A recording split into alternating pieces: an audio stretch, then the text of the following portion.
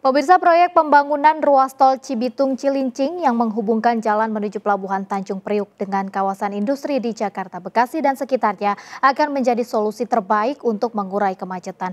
Diharapkan jalan tol Cibitung-Cilincing ini dapat memangkas waktu tempuh perjalanan bagi kendaraan angkutan barang dari kawasan Pelabuhan Tanjung Priuk menuju kawasan industri.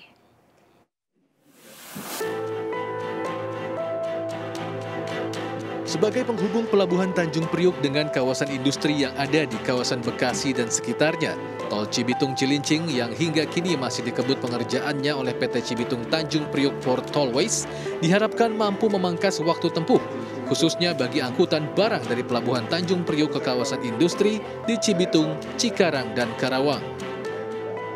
Menurut Direktur Operasi dan Pengembangan Bisnis PT Askes Pelabuhan Indonesia, dengan adanya tol Cibitung-Cilincing yang ditargetkan selesai pada tahun 2020 mendatang, diharapkan waktu tempuh hanya sekitar 30 hingga 45 menit dari Pelabuhan Tanjung Priuk maupun Cibitung.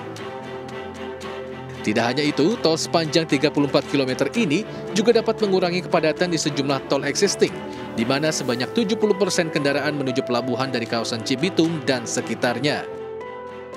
Logistik waktu tempuh. Jadi kalau sekarang itu kan kita tahu semua kalau lewat Cikunir itu kan bisa macet berjam-jam ya.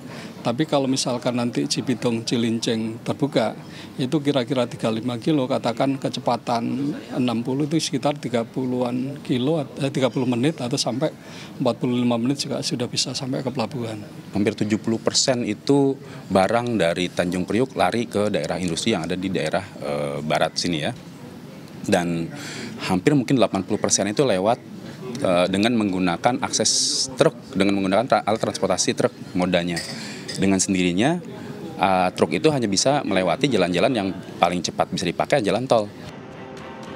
Saat ini sedikitnya 5 juta kendaraan keluar masuk Pelabuhan Tanjung Priuk untuk mengangkut barang, di mana dengan tol Cibitung-Cilincing nantinya mampu menampung 200.000 kendaraan per hari.